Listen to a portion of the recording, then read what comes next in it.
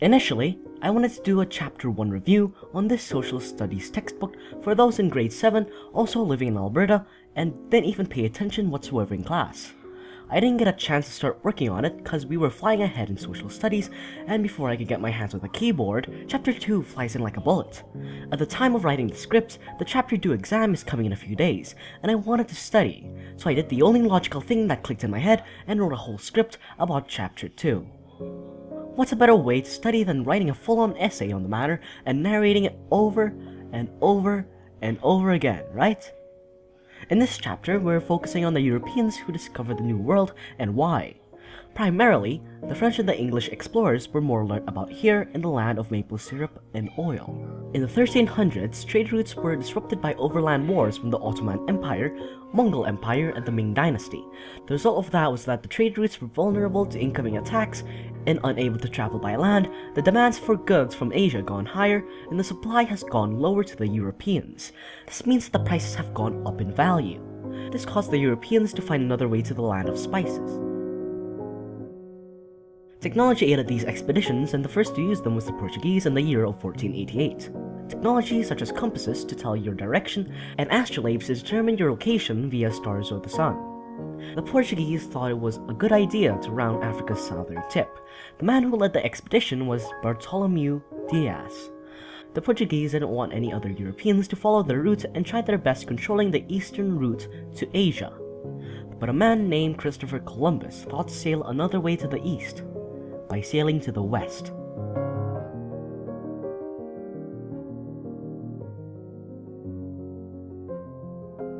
We didn't actually get to learn about this man much here in Canada.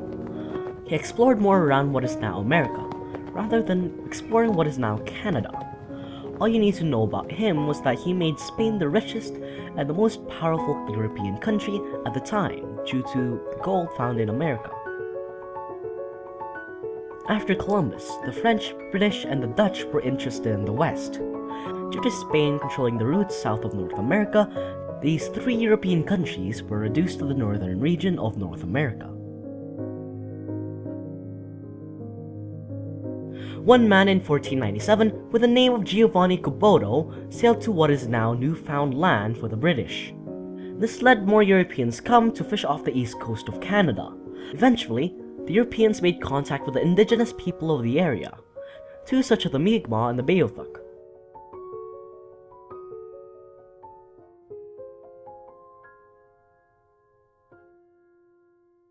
Mi'kmaq is one of the indigenous people included in the first chapter of this very expensive book.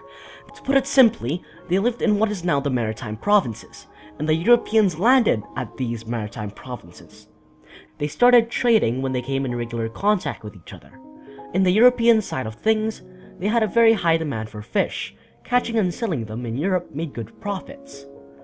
You could call this more of a business relationship.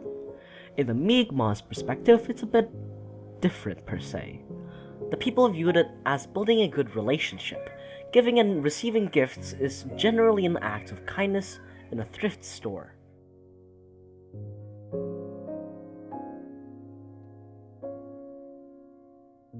The Beothuk, on the other hand, was one of the groups I didn't learn about in the past chapter.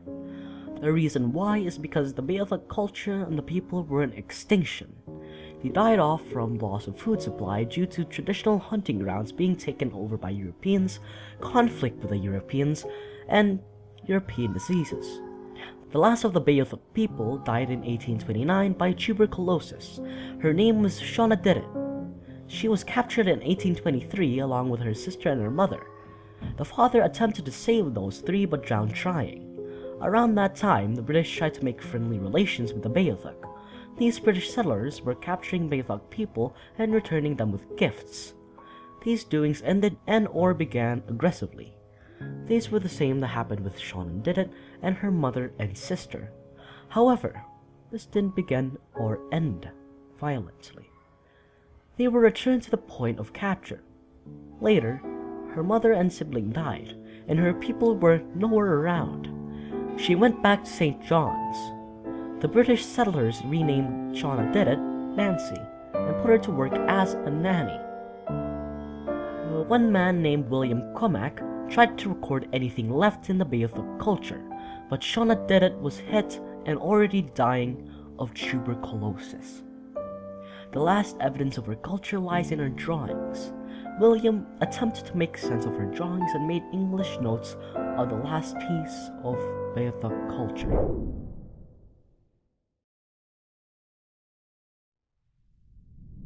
(1524) Giovanni di Verrazzo explored around the eastern coast of North America, funded by the King of France at that time, Henry II, with the motive of connecting the geography dots. After him, no official French expeditions happened during that time, until 10 years later, in 1534 that is. The king once again sponsored the new French expedition leading to North America. The man leading this expedition is Jacques Cartier. However, the king had a different motive than the expedition made by Verrazzo. The king wanted to find a passage to Asia through the New World and to find precious things such as gold. And to top it all off, the king gave the ability to Cartier to be able to claim land for France. Cartier had a first encounter with a Mi'kmaq man on June 24, 1534. His second recorded encounter to an indigenous person was on the date July 6, 1534. This time, the Stadaconans were in fleets of canoes trying to befriend this new foreign human being.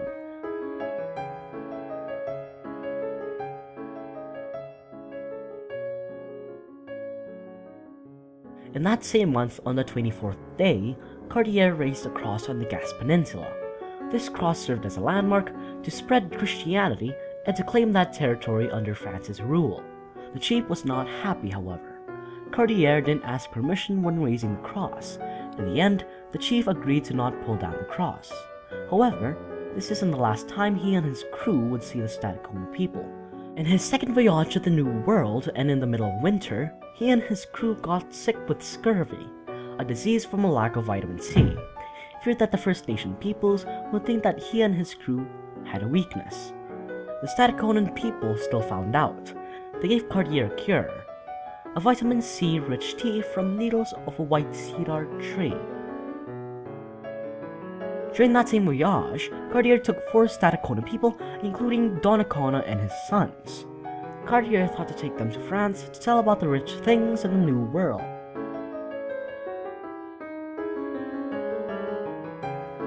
After Cartier, 50 years went by. France never officially sponsored any expeditions leading to Canada. Samuel de Champlain was sponsored by a nobleman with the name of Sieur de Monts, rather than actually being sponsored by France itself. In 1603, Samuel sailed to the New World to return Cartier's steps. He explored what is now the St. Lawrence River. In 1604, he came back to Canada to establish the first French colony in the New World, named Port Royal in Acadia. 4 years go by, and in 1608, Champlain established a settlement at what is now Quebec. He was called the Father of New France. Sieur de Monts sponsored expeditions, as I said before, and also sailed with Champagne. After that, nothing too important. Apart from needing to find a route to Asia, is still a priority. After these explorers, it gets calmer in terms of the text I have to read. For example, a British man named Martin Frobisher took off to the Arctic in the year of 1576, with ships containing many trade valuable goods for Asia. He returned back to Britain with a piece of iron pyrite he'd found and mined. He claimed that it was gold, but a British expert announced it fake. But an Italian expert said otherwise. In reality, he found no such gold.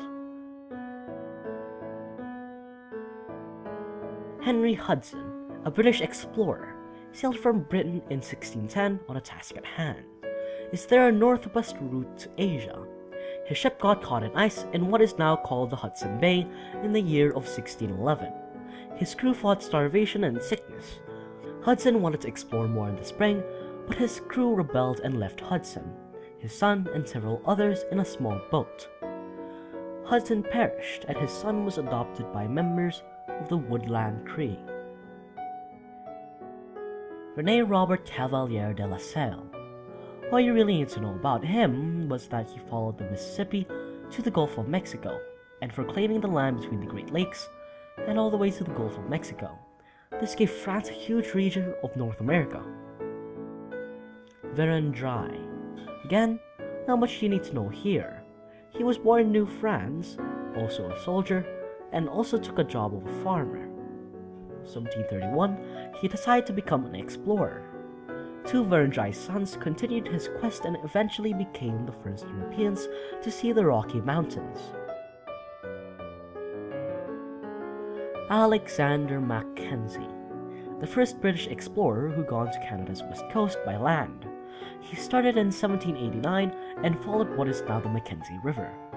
4 years later, he followed what is now the Peace River and continued west to the Pacific Ocean.